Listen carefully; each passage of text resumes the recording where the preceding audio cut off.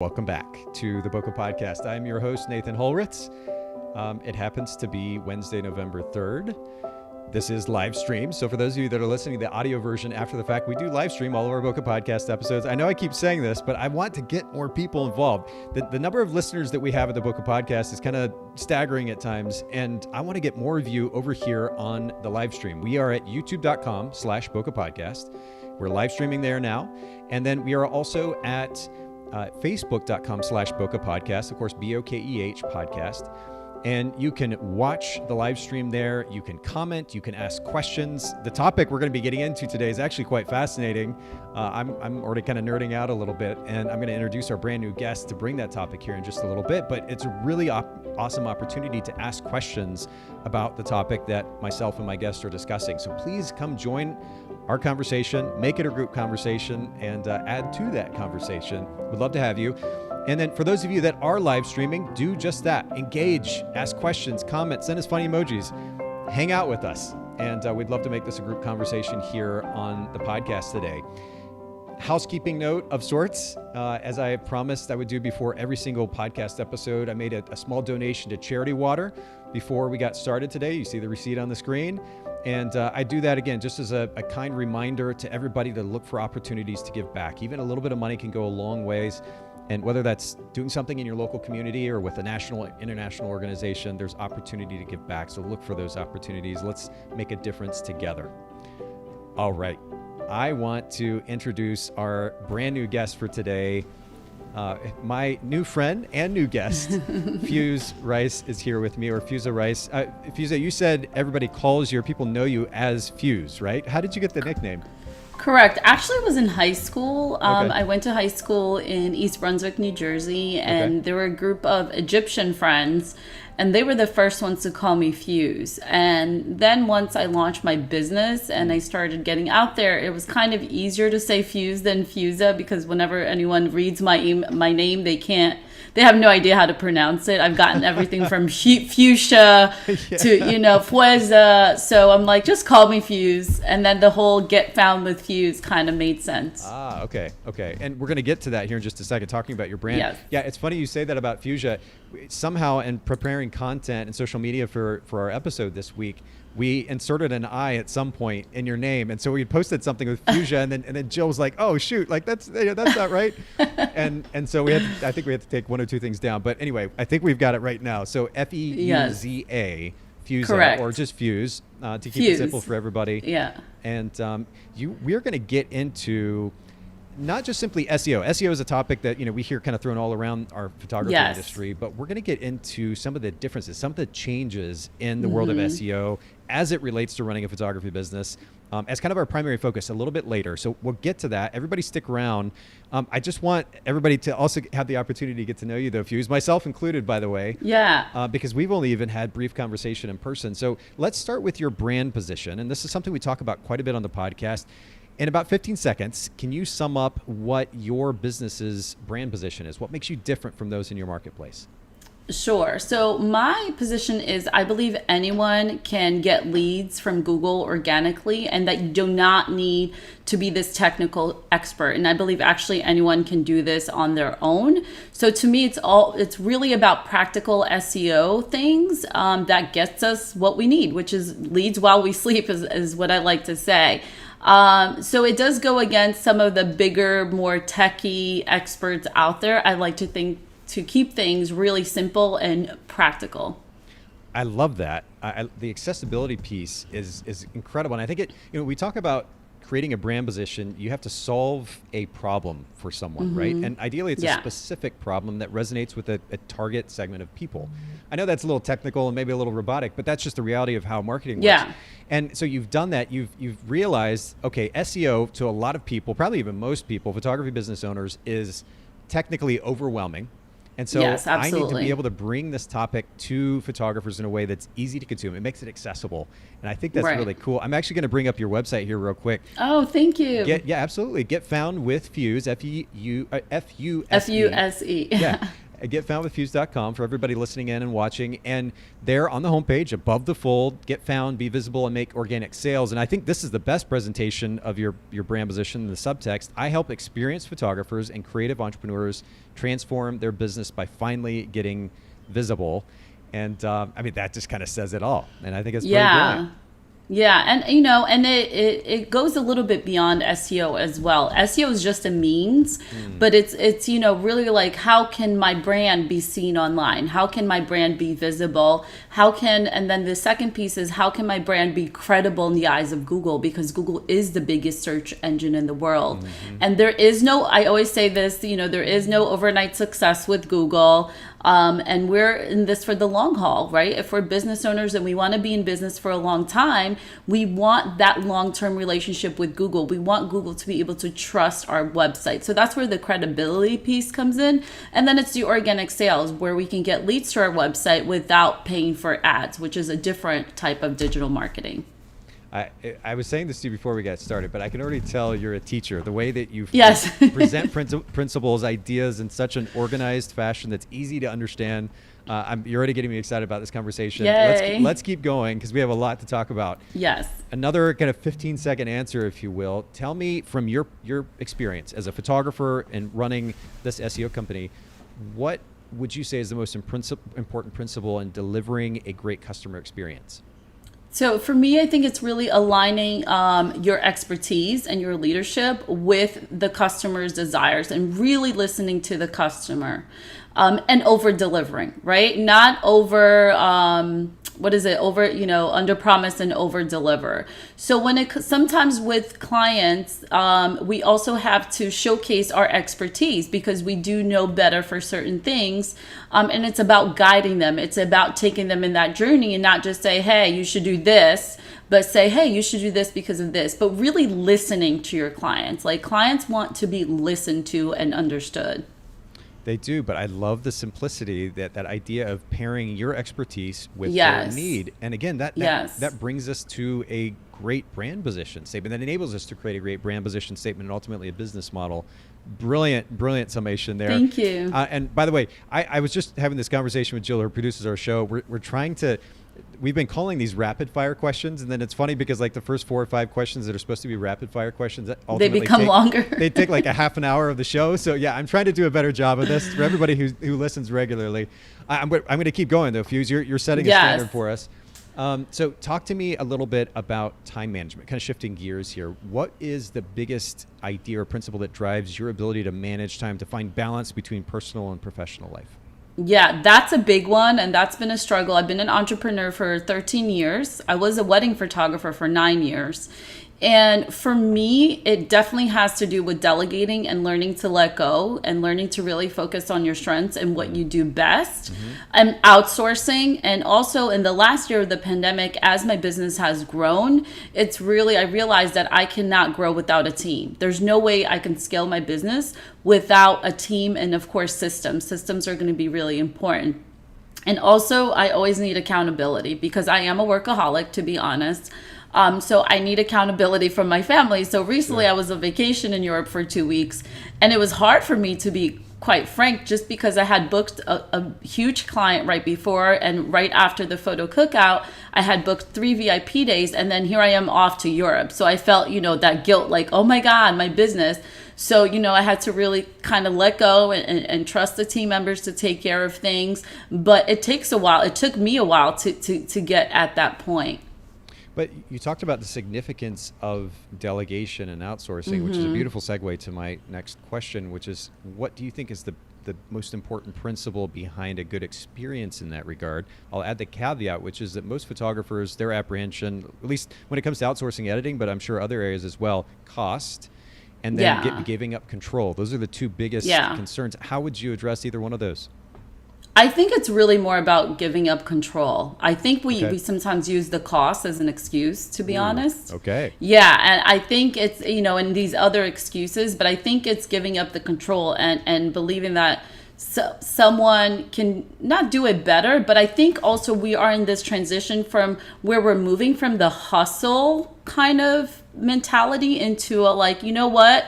self-care, mental health is way more important than the hustle mentality. Because with the hustle mentality, I feel like, oh, you have to do all the things. You have to work 16-hour days in your business, which is really not healthy at all, right? So I think it's letting go. And, you know, for me, I always believe that done is better than perfect. So letting go and delegating for me is not so challenging. But I did have issues where I had to work on my money mindset, right? About those costs. And I think you really have to frame it this way. It's an investment. Is this an investment for my business or is it a cost? Outsource editing is an investment. That's going to save you so much time, and that's actually going to make you excited about what you do best, which is probably shooting and having that client communication, or it might be you love marketing, you know, like I do.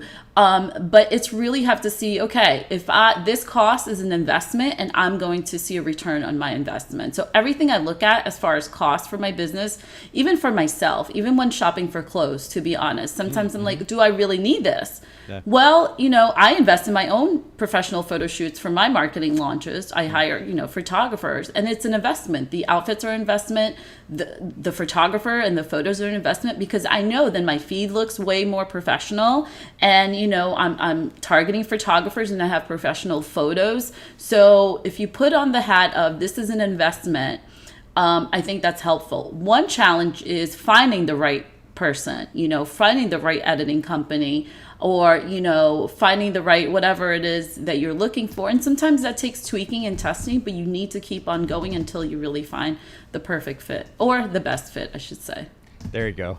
The best fit, that's it. Yes. Okay, so I've already alluded to the fact that you are a teacher, quite a good one at that. This would seem to suggest that you've spent a lot of time learning as well. And I'm sure from experience, but are there particular books, self-help books or business books that you would recommend to our listeners? Sure. I love this question. So for me, 3 years ago, I started doing a lot of inner work. And I started listening to a podcast, Impact Theory, and I discovered Dr. Joe Dispenza and his teachings. And I just loved it because it really helped. I've struggled with anxiety and depression, and it really has helped me understand how to change negative mindsets and how not to live in the past, and really to change. Because, you know, we're here to evolve, right? We're here to become better and better. And I had a hard time accepting that. I thought, like, what was wrong with me that I need to change so much? But that's a wrong way of looking at it. So Dr. Joe Dispenza, I really like listening to his teachings. I also recently just did the audiobook of We Should All Be Millionaires by Rachel Rodgers. And as a woman, entrepreneur, and mom, I think it's a phenomenal book. Like, I'm not like...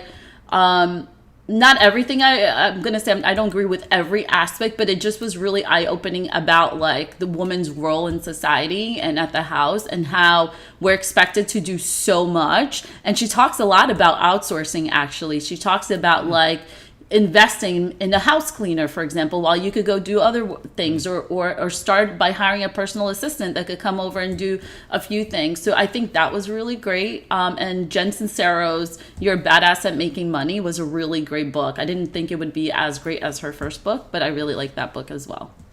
Okay, so we've got a number of options here. I'm going to actually jump over to Amazon here for anybody who's listening and or watching, for that matter. We've got You're a Badass at Making Money. And this is one from Jen Sincero that has been brought up a number of times in the podcast. Seems like a really popular one. And so we'll make sure this goes in the show notes, bokehpodcast.com. We Should All Be Millionaires by Rachel Rodgers. The subtext is A Woman's Guide to Earning More, Building Wealth, and Gaining Economic Power. And then Dr. Joe Dispenza, I have the book Breaking the Habit of Being Yourself. I haven't read it yet.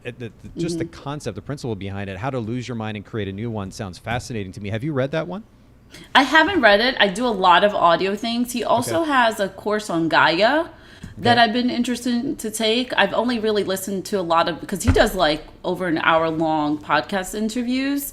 And I'm just fascinated by, like, he really breaks it down. It's not just, you know, think positive and things will happen. But it's really about, like, you know, how would it feel to be that person you strive to be? What are the feelings associated with that? What would an ideal day be like for that person? And he talks about a lot how we just, so one thing that's fascinating to me is that we have about, I think, 70,000 thoughts a day. And like, I don't know if it's 70% of those thoughts are thoughts we had the day before.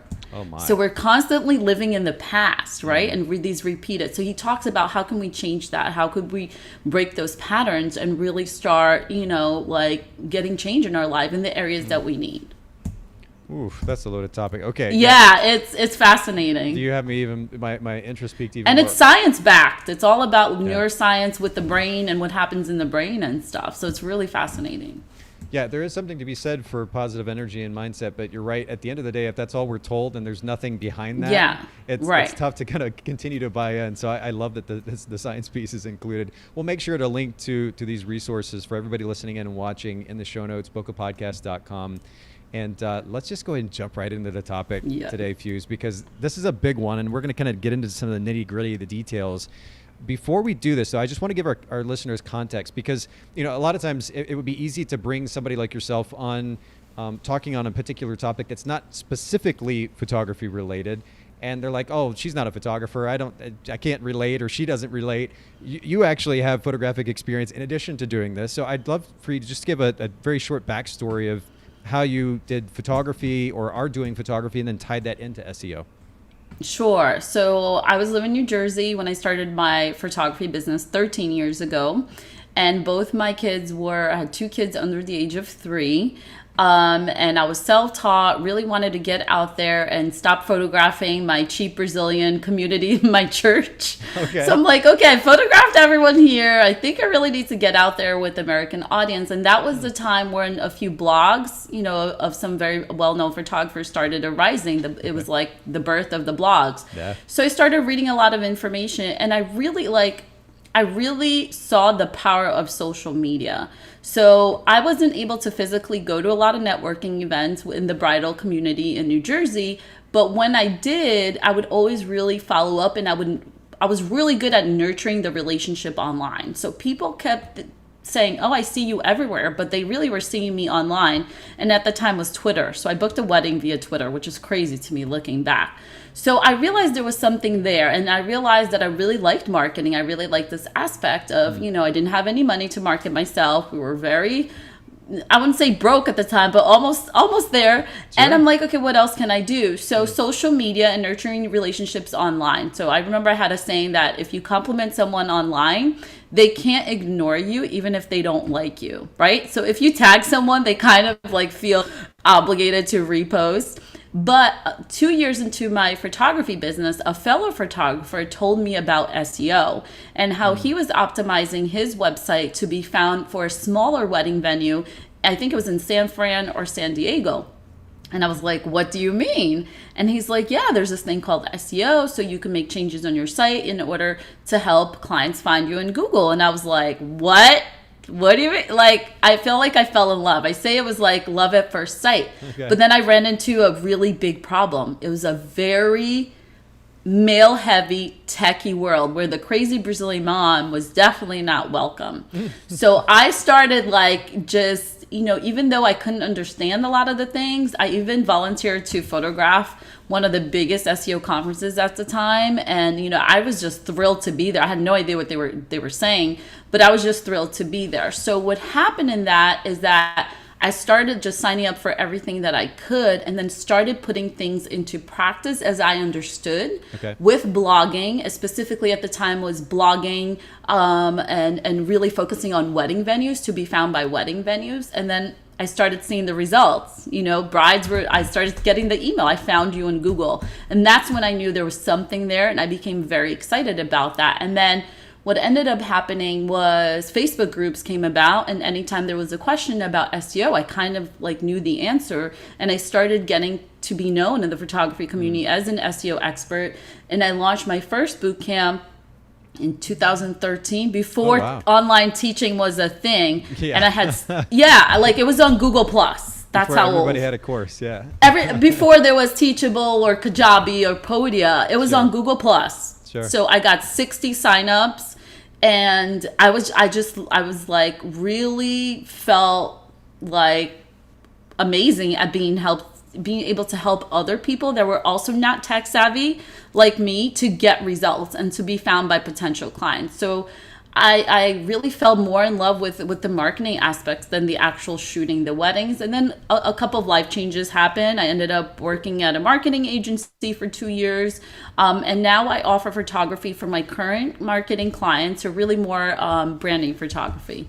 Sorry, that was kind of longer, but that's context. the story. Yeah. Well, it gives context for our listeners, because actually, to our very point, the fact that there are so many courses these days, naturally people are probably going to be a little bit more apprehensive and be like, okay, so why does this person think they can teach me about this thing? Right. And I just like to be able, if I can, to give context to our listeners, those that I have coming on to talk about particular topics, to let them know why they should be paying attention. So that's certainly helpful. I appreciate that. But let's get into the nitty gritty. Yes. And what we're going to talk about is not just simply SEO. There are a lot of different people teaching on SEO, but more specifically, some of the changes. And you actually told me before we went live today that there are 3, you might be able to frame them as 4 changes that have happened in the last 18 to 24 months that photographers need to be aware of when it comes to SEO.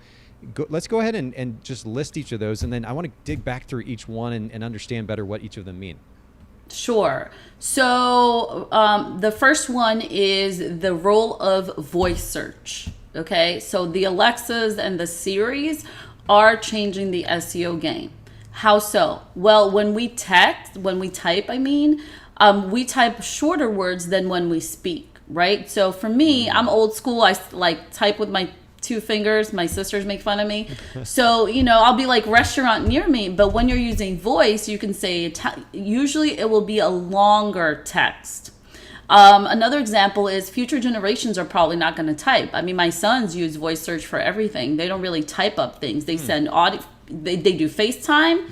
They send audio notes, and they do like the voice search.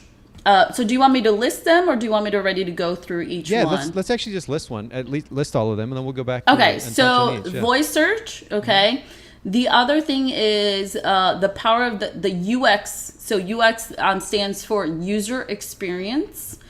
So before, SEO was very search engine, Google bot centric, but that has changed. Now it's really about the human behind the search and not the search itself. So that's been fascinating to see. Okay. And then the power of local. So local SEO has become more and more significant as users are looking for more local things to do. So that there's just been a rise with that. And I'd probably say the fourth is how blogging has changed, and how I think a lot of photographers think that blogging is dead, but it's not. But I'll tell you that blogging every session is not a great idea. Ooh, okay. So we'll come back to that. Let's go back. So I'll leave you with that cliffhanger. Cliffhanger. Leave us, and then we'll come back. So back to role of voice search, and it seems like the thing that you're highlighting here, I think you had actually messaged me about this too, is that there, rather than simple text, just very brief text on, for example, our homepage, that because of voice search, it's actually more relevant now to have longer form text. Is that right, or is that oversimplifying it? Yes, it's not oversimplifying, but let's get into it a little bit more. Okay. It's conversational text with user intent. So if a user is looking for a photographer for a certain, let's say boudoir photographer. I know you recently did an episode with a boudoir photographer. I have to jump in, Feuza. Do you have a dog drinking water in the background? I do. For those of you listening to audio so only, loud. I'm Feuza so is sorry. not drinking water. That is her pet in the background. So funny. She's very thirsty. Apparently. She's a rescue dog.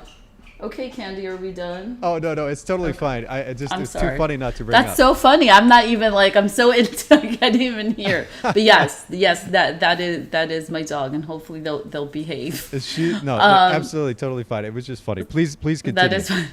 So conversational text. So one mistake I feel like photographers make is very industry jargon. Okay, so one really quick homework that people can do is do a control find on your pages and see how many times you're using the word session. And for certain kinds of photography, clients are not using that word at all. So then, we're not adding a variety of things like pictures, portraits, And then we're doing like the short descriptions, like you said. So instead of calling it, let's talk about your pricing page, if you have one. Instead of calling it collections, do photo collections, studio collections, right? So mind you, so with formatting, that becomes a thing with formatting with your H1s and H2s. So H1's basically the headings. Usually the bigger text in your header or what you call your page many times is what the H1 is. It really will depend on your theme. Certain sites you're able to really easily change what the H1 is without affecting the design. But the H1 was really made to stand out on a page, but it also tells Google, pay attention. This is what this page is about, and this is really important. So then if you have a very vague H1 or like you're highlighting a tagline, which might not really stress what the page is about, it can be misleading for Google. And then H2s also matter for SEO, and H2s can be like FAQ sections, can be like how you're breaking down a longer form page. Okay. So let's say if you have a header photo, then you have a little bit of text, then you have maybe a photo gallery, then you can have a client testimonial, then an H2 that talks about maybe like the studio session. But again, if I read, a big tip is if you read that word by itself, would you know what it's about? Yeah. Isn't it funny? And I kind of want to bring it back to this because we start to talk about H1, H2. I know some people's eyes are kind of glazing over. They're like, okay, I don't quite understand the technicality of that. And I'm just going to go and throw this out there, Fuse, because for our listeners, we're only going to be able to get so far into this conversation today. Getfoundwithfuse.com. There's plenty of opportunity, and Fuse, I'll let you share about this more in detail at the end of our conversation here. There's plenty of opportunity for those of you listening and watching to reach out to Fuse and learn more about this and get help in her consulting services. Yeah, and DM me if you're like, oh, I don't really know what this is. And Nathan, if you want to pull up your site, maybe I could just show like on the front end one of your sites. I could show. It's basically those text headers, right? Absolutely. That are usually bigger on the page. Yeah. And I'll do that in just 1 second, but just for the sake of highlighting this very, very important point, because and I know you see it all the time. I certainly see it all the time. Photographers are truly using industry jargon all the time on their site. All the time. Rather than just simply using words that would resonate to the majority of their potential audience. And like simple words. I think a lot of times we try to be cute and pretty and creative. Oh yeah, like love notes. What is that? Don't Exactly. That's the phrase. Just call it reviews. Yeah, nobody's looking up what are the love notes of Nathan's photography, right? So like reviews, testimonials. So we have to think like our clients. So for me, my ideal clients are photographers, so I can do that. Yeah. This is happening a lot with this new genre of photography, which has really boomed in the last year, which is branding photographers. Businesses are not looking up the word branding photographer per se. They're looking up words like business portraits, professional photos for my website, headshots. Fuse, but I don't do headshots. But on your back-end SEO, you should use that term for you to be found. And then when I get to the page, then you explain to me headshots versus brand photography. What is the difference? It's more lifestyle. It's this. So it's like show and tell because to them, it's new. The other problem with the word branding photography is that Google can confuse your website for branding services. So you're standing in a fine line there where Google can get confused as, does this person offer logos and branding services? So yes. So that's why more context. So for Google, you're always trying to give them more context. So I give this example many times. What's the difference between, bass playing and bass playing and bass fishing? They're spelled the same, right? B-A-S-S, I believe. Context. The fishing is going to have words like ocean, rod, boat, bait. The music is going to have notes, chords, lessons. So are you giving Google enough context for it to understand what your page is about? And let's say you're a family photographer. If you're a family photographer and let's say you do families, maternities, and newborns. So what is the page that tells me that you're a maternity photographer? And if that page is just a gallery page with photos, it's not really telling Google anything. So that's a huge mistake I feel like photographers make is they have one info page, then they're listing out all their services, and then they have a few galleries, and then they're confused why they're not showing up in Google results. So it's time to start really separating those pages. So for every main service, you should have a page, or you can turn your current photo gallery into an info page. So let's say, oh, Fuse, I don't want to have 3 gallery pages plus 3 info pages. Then see if your theme allows you to add text at least to your maternity gallery page, because then that's a beautiful marriage right there. And you're adding both, and you're giving Google the context of what that page is about and about that service that you offer. Okay. Another thing I feel like on the website that photographers make is not really saying their location enough. Sometimes I have no idea where a photographer is located, and I can't guess by looking at your zip code, your area code for your phone number. So you really should say on your homepage where you're based out of, which areas do you serve, do you travel, and then kind of repeated that on your about page if possible, and even contact page. So that falls into a little bit about the local SEO, which we're going to talk a little bit more on my other change. But the conversational, just really one simple, really like hack and tip for whenever you're working on content for a photography service page, go to Google, look up that service or look up that type of photography, then go to the section that says people also ask. Because then you're going to see exactly how your potential clients, what they're looking for online, and how you should be phrasing it on your website. And answer those questions. I also do not believe you should have one main FAQ page if you do different genres of photography. I really think the FAQ should be specific to that genre of photography. So, when is the best time to get my maternity photos done? Do you offer a clothing wardrobe for the maternity portraits? Is makeup included in my maternity photo shoot? And that maternity page should have other words like pregnancy, expecting, moms. Like I live in the area known as South Florida. So if I did that, it'd be like South Florida moms, and adding that text naturally. But it should be conversational. It shouldn't be robotic. It shouldn't be keyword stuffed either. It should definitely be, and then survey your clients. Go through Facebook groups. You could go to sites like Quora. I love Quora.com and Ask.com. Reddit kind of scares me, so I don't really go in there. It is kind of a deep, dark hole sometimes. Yeah, it's like, I feel like I'm going to get kicked out. I'm going to do something wrong in there. But, these places where regular folks, potential clients are going to, and the way they are asking is really how you should be writing the website copy. So with all of this is we're really saying we should have more website copy for sure, 100%. And out of all my VIP clients, I've had 13 VIP clients this year, 100% of them have needed new pages. So really breaking out those pages is going to help increase your rankings, a whole lot more, and make that text conversational.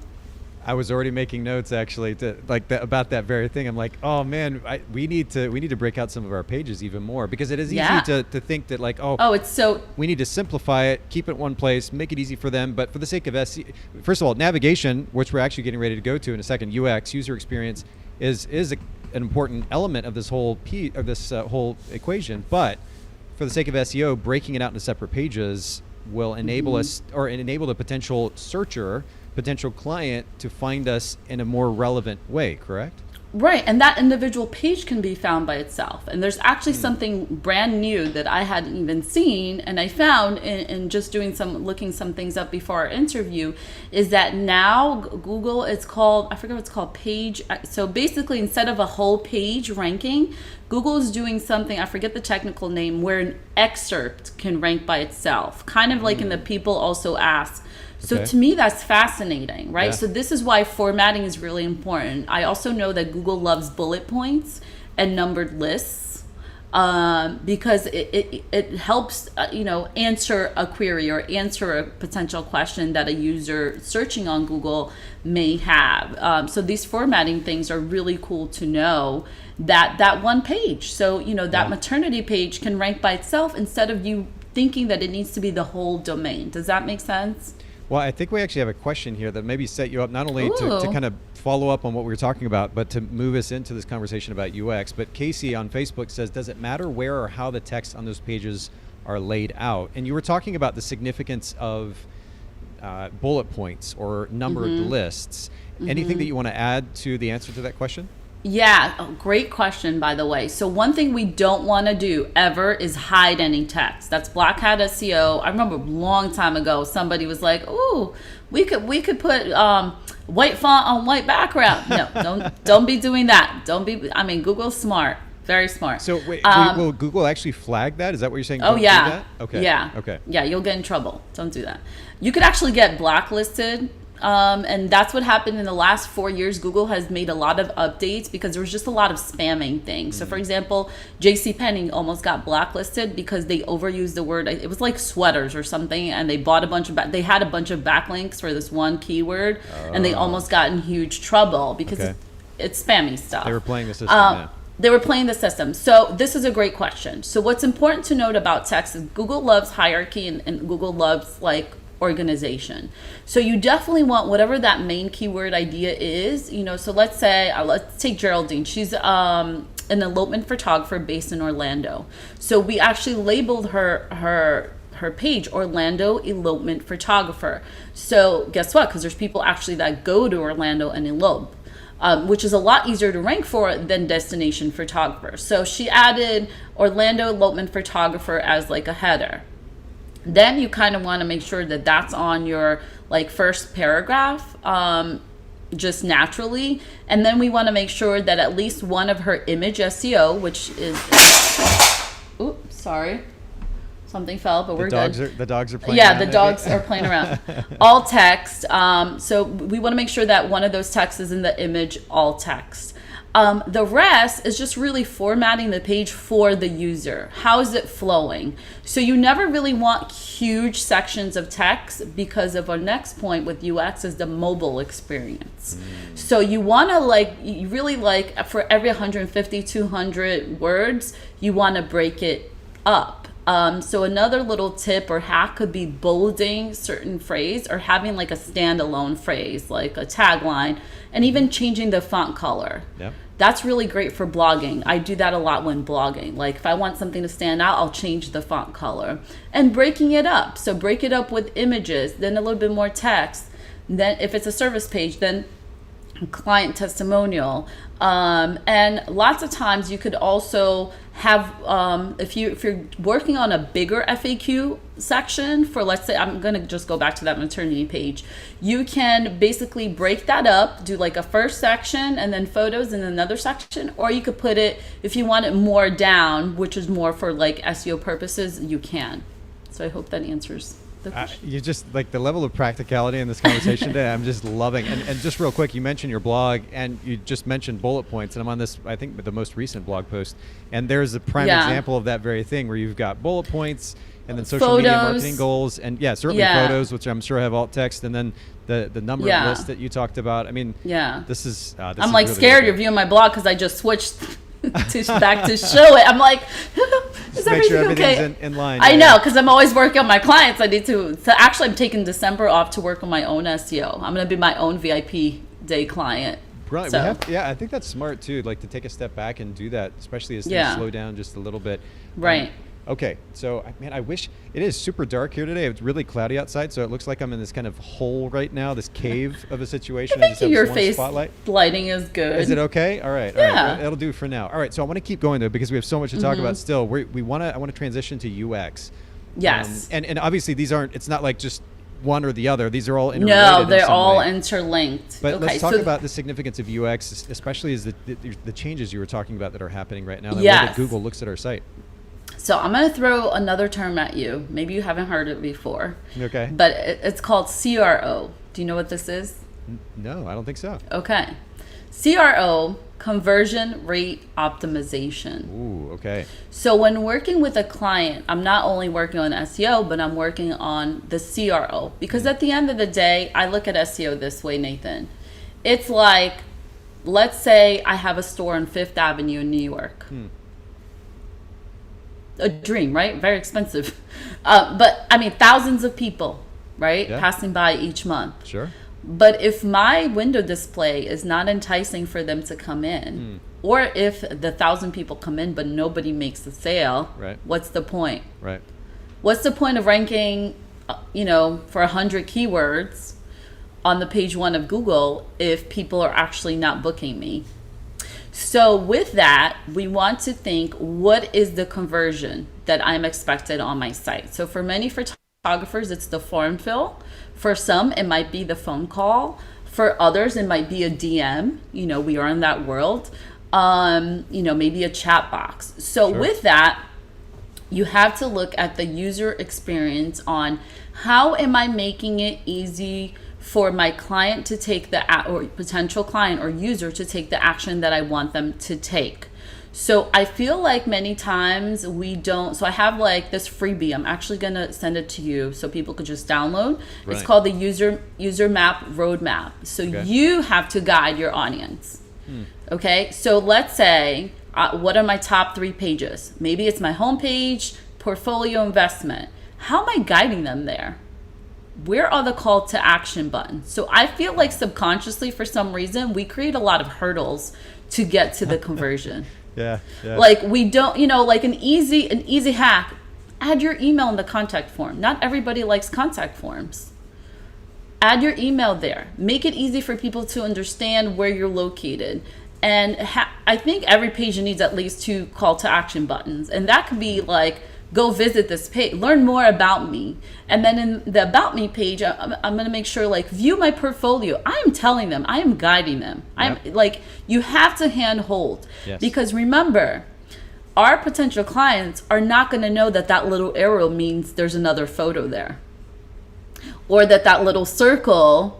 Right? So we think like creatives. We're like, this is beautiful. It has videos and images. It's fascinating. Yeah. But if your client doesn't know how to use your website, or user, I keep saying client, but user, a visitor doesn't know how to use the website, that's a problem. So that's going to tell Google, they're going to leave.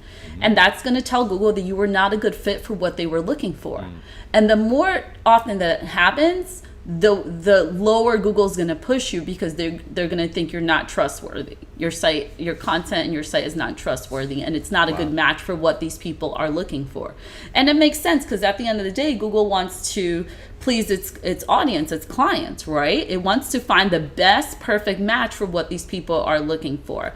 So the user experience means, am I breaking up this text enough? Is it visually appealing? Is it fast? Speed is so important, guys. You have no idea. Like, I'd rather you chop off your whole site almost for the mobile and make it just really simple than have a gazillion pages on mobile. So the other change that's happened along with this is that Google has changed from desktop indexing first to mobile indexing first. That means it's showing the mobile because a lot more people are on their cell phones, right? And iPads, looking up sites and looking up information. Yeah.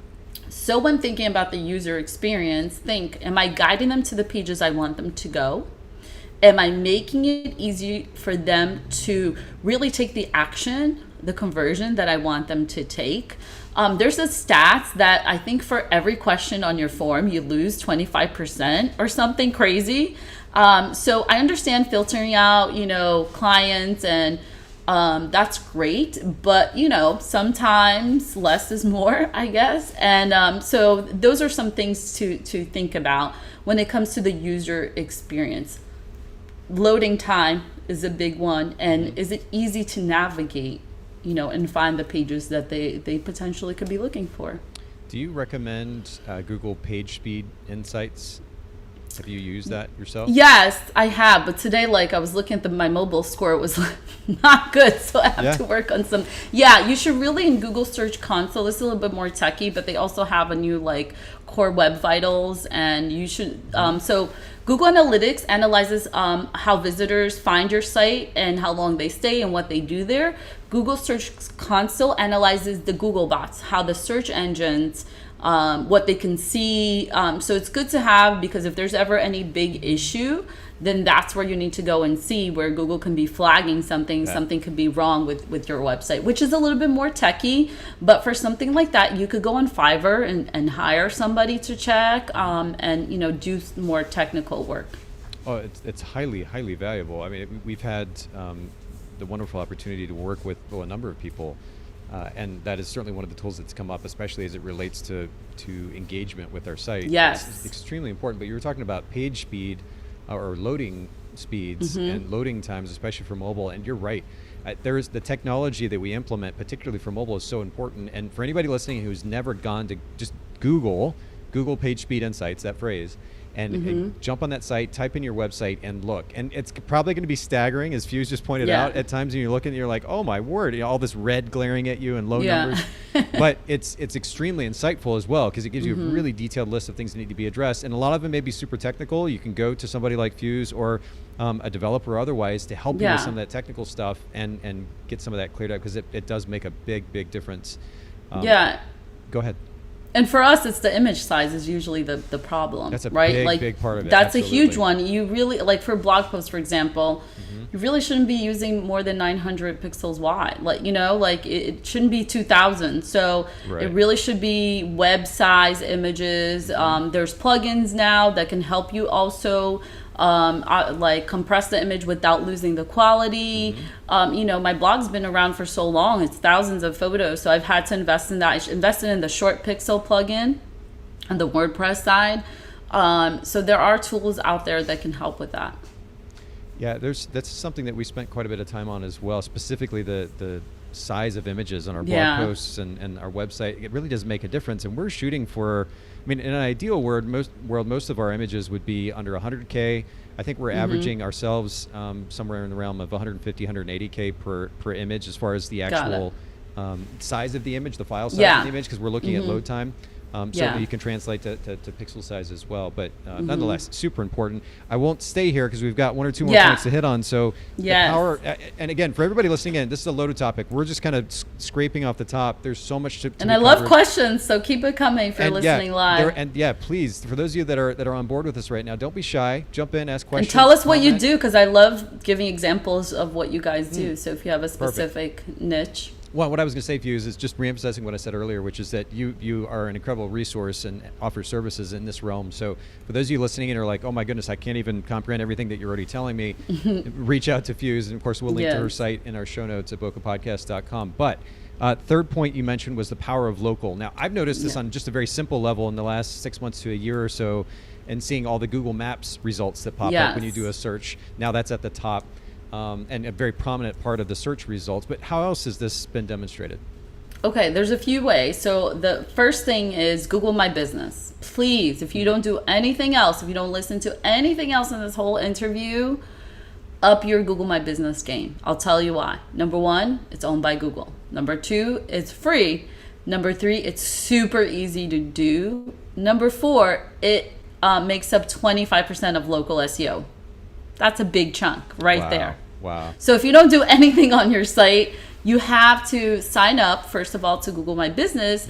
But lots of us signed up like years ago and kind of just let it and forget it. So you're like, oh, it's there, I'm signed up. So here's the thing. In the info section, there's an area called services, which allows you to add a description. So this is how you optimize your Google My Business. You want to make sure you add description there. You also want to make sure that you fill out a COVID update, because they have this section about COVID updates. So you want to say, that's under posts. You want to say if you're open, if it's by appointments only, if you have certain requirements like mask or safety, whatever safety measures you want to say. You also want to make sure you also want to work on getting reviews. That's extremely important. If you have less than 5 reviews, go get your reviews. Reply to every review. Do not worry about a perfect 5 score. I don't trust people that have a perfect 5 score. You're like, who's writing reviews for you? Yeah, no one's perfect, right? Don't worry about, and issues can happen. There are crazy people out there. I've had issues where I've had to flag it with Google, flag it in Wedding Wire before. There's been the crazies out there. So, and sometimes there'll be people who are like, oh my God, were you my client? So you always want to be nice. You always want to be very professional, and try to resolve, give us a call. How can we, help? So the other thing with Google My Business is you want to take 5 minutes a month and add new photos, because the photos will help you stand out from your competitors. Because whenever your listing comes up, if you hadn't added new photos in a while, it will say photo was added 52 weeks ago. So I'm like, are you even in business anymore? Like Right. your photos are so old and you're a photographer. Mm-hmm. So it's like showing up on Instagram with no recent posts. Exactly. So, and then the other thing, which is a bonus, it's called Google Posts, which is kind of like a tweet meets an Instagram post. That's how I like to see it, because it expires every 7 days. Oh, okay. And it's a little manual. So basically, they have a few features in there. So if you sell products, let's say you're running a mini session, or you're having a Black Friday deal, then you could put on there, those are the type of posts that will stay on there longer. So basically you can add a photo, you can add actually more than one photo, you can add a link, and you can add a description, and it shows up really beautifully in Google results. If you have a kind of e-commerce shop as well, you can add products. So there's all these like added features that I feel like are underutilized, and probably underutilized by your competitors as well. So that's something you could get ahead of the game. Okay. The other piece of local, I'm going to say two other kind of sub pieces. One, photographers tend to ignore their small towns and be really obsessed with the big town.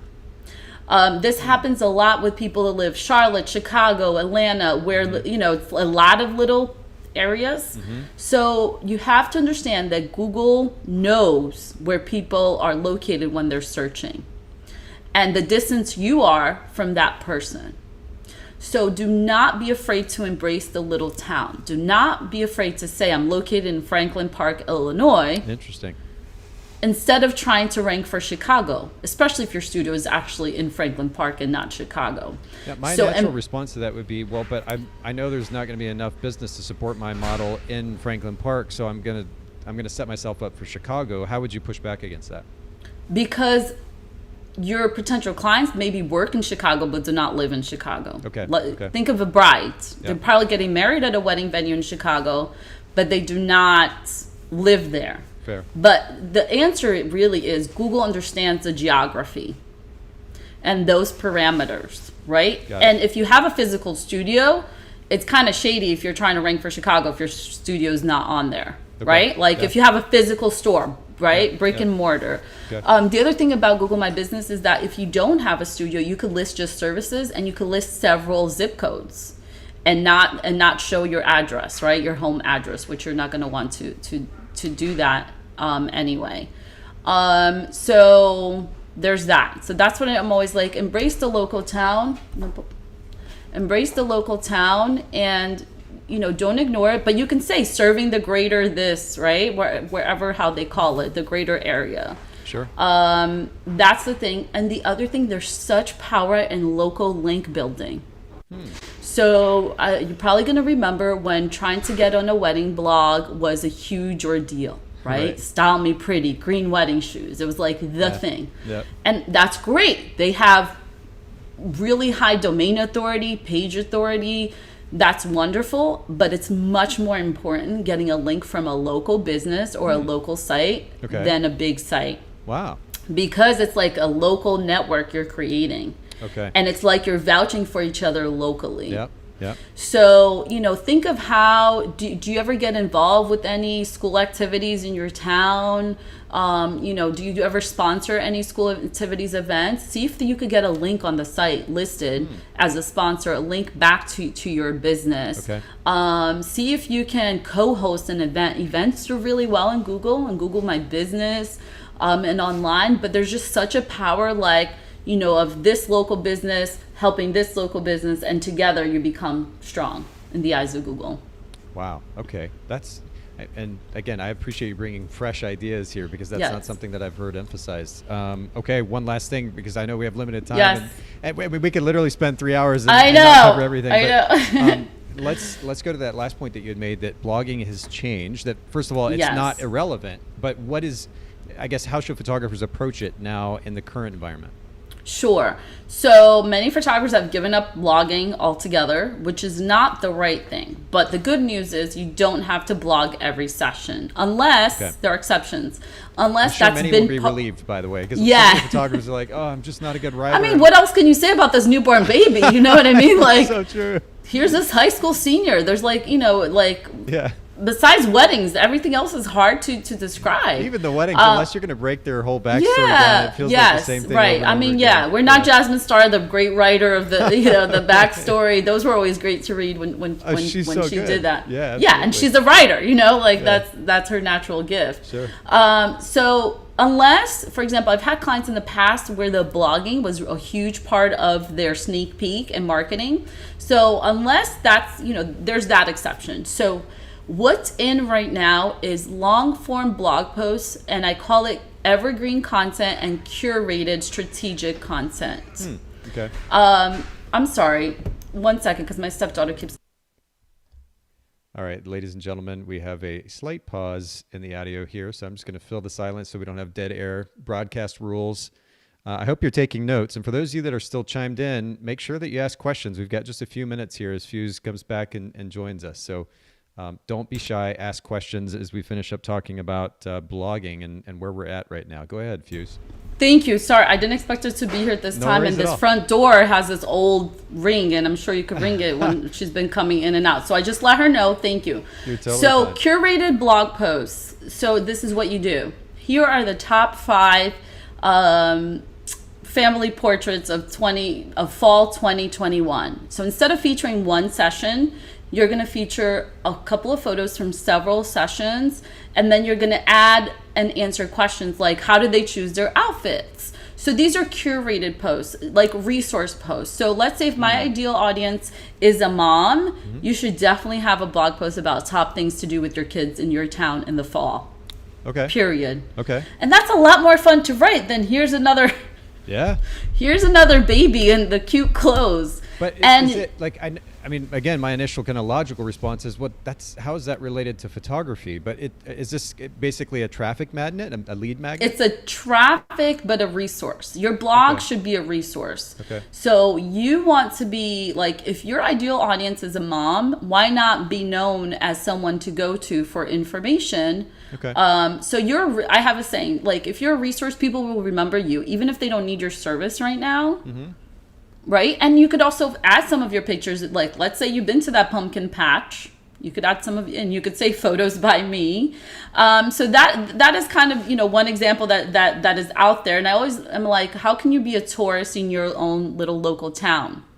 Right? How can you feature more of this kind of lifestyle things in your own town, which will help your site get found locally, number 1. Okay. Number 2 is, I'd rather you write one blog post a month that's going to be longer form and featuring more of these things than each session. Let's talk about weddings. Instead of saying, here's another, let's say Ritz-Carlton wedding, the blog post should be everything you need to know about getting married at the Ritz-Carlton in Miami. Like, why? And then you interview your clients and get them to write it for you. Why did you pick this venue? Yeah. What was your favorite part about the wedding day? So that I'm going to break it down, like the bridal suite, the getting ready, the ceremony spot, the reception, and you could add a couple of photos in each. You have one nice long blog form answering a bunch of questions that people are looking up, and that blog post will bring you traffic every month, because it's also what Google calls a longer tail keyword. Planning a wedding at the Ritz-Carlton or getting married at the Ritz-Carlton. You see how long that is, instead of like Ritz-Carlton wedding. So those types of posts.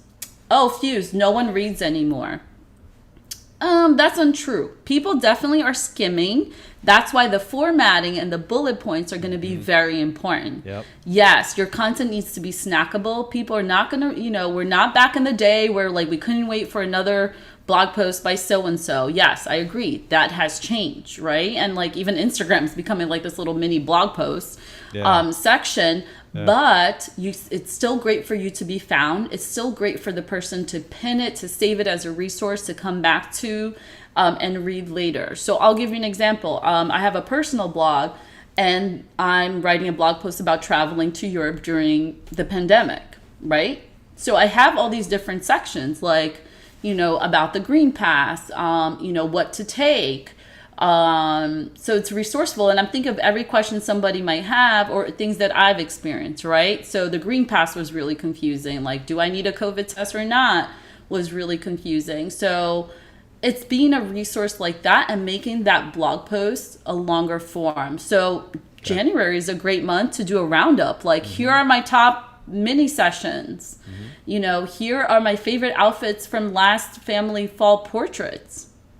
And then, you know, the families chose, and you could ask the families, where did you buy this from? Maybe you could even do some affiliate stuff on Amazon. I don't know. Yeah. But, you know, and that becomes fun. That becomes way more fun and added part of your workflow. Add this post session and post wedding survey where you can ask some of these questions and get your clients writing for you. So at the end of the day, blogging's not dead. It's just, it's change, right? Like, you're going to do yourself a disservice to write a 300-word blog post about a session. It's not helpful. Well, and I do have one question here as we finish up. Casey says, I'm not a fan of writing, so I'm more focused on creating videos for a vlog. What is the best way to incorporate vlogging into this method? So maybe that's a two-part question. Your thoughts on his perspective on doing more vlogging than writing, and then the incorporation of that into a blog. So, I mean, I think that's great because YouTube is the second biggest search engine in the world, right? So there's a couple of things that are working really well with that, is getting that one vlog and breaking it down, because short form video is the new thing. And what I love about short form video is, like, you can use it in like I don't know. So you can use it Instagram Instagram Reel, TikTok, Pinterest video, add it to Facebook, YouTube Shorts, Snap. the same video. Yep. The same video. There's no like, and I love that. And what I think from a vlog, some people will transcribe their vlog and add it to a blog post and make a blog post that way. So that's one option. And also what you can do is, I think a great option too is, let's say I wrote a blog post, but I have some videos on these topics. I'm going to embed that blog post, which is going to help the blog post get found even better, because there's going to be video markup. Google is going to understand that blog post has video, so it gives it a different markup. Okay. I really appreciate that. And Casey, thanks for chiming in. All you others who are listening in quietly, shame on you. You need to ask more questions. But in all seriousness, I really appreciate everybody who's listening today, who's joined in the conversation. Casey, for your questions and comments, and ultimately Feuza for like truly bringing so much practical value. That's ultimately what I want this podcast to be, and you've just made it a gem of an episode today. Will you, as I mentioned earlier, much. Oh no, truly, thank you. And because we've only just scratched the surface barely, will you just kind of brief our listeners on the services that you offer through your brand, Get Found with Feuza? Sure. So right now I've actually turned my monthly retainer services to what's called a VIP day. So the VIP day is basically, you know, for very busy entrepreneurs that know that maybe their back end is a hot mess express. And that they don't have time, right? They don't have time. They have a list of 40 things to do on the website, but they don't have time. So the VIP day is an 8-hour intense day where we create these pages. We optimize the back end together, and the strategy is done before, and it also comes with 3 check-ins. So a lot of people are loving it, and I actually have my first overnight VIP day because the photographer's from Australia next week. So that's awesome. It's gonna, so it's gonna be fun. So it's gonna be, I guess, from like 6 p.m. to, I don't know, 3 in the morning, 4 in the morning. I'm not sure. So sometimes they'll go 9 hours, and I've had people actually fly me out to them because they wanted it for it to be done in person, or they could come down here to South Florida. And I also have my Ignite Marketing Club, which basically I've turned all my online courses just to a monthly marketing club. I just think it's easier for people to have access, and if they want the class on Pinterest SEO, they can go to that. If they want the blogging class, they could go to that. It just makes things easier. Perfect. And as you were talking here, I've got your website up. Anybody who's listening in or watching who didn't hear it earlier, Get Found with Feuza, FUSE.com. Yes. We'll link to it in the show notes at bokehpodcast.com. We had a couple more comments here at the end. Casey was saying, thank you for the info. This was great. Chris says, this was a great episode. Thank you for sharing. We had another listener chiming in from the Philippines as well, apparently. Yay. So we've got listeners from all over. Thank you so much. I love it. Well, and thank you, Feuza, so much for making time for all of us today, for sharing so much practical information. We'll put all your information in the show notes at bokehpodcast.com, getfoundwithfeuza.com, up there on the screen for everybody watching. Yes. And then on Instagram, Feuza Creative Inc.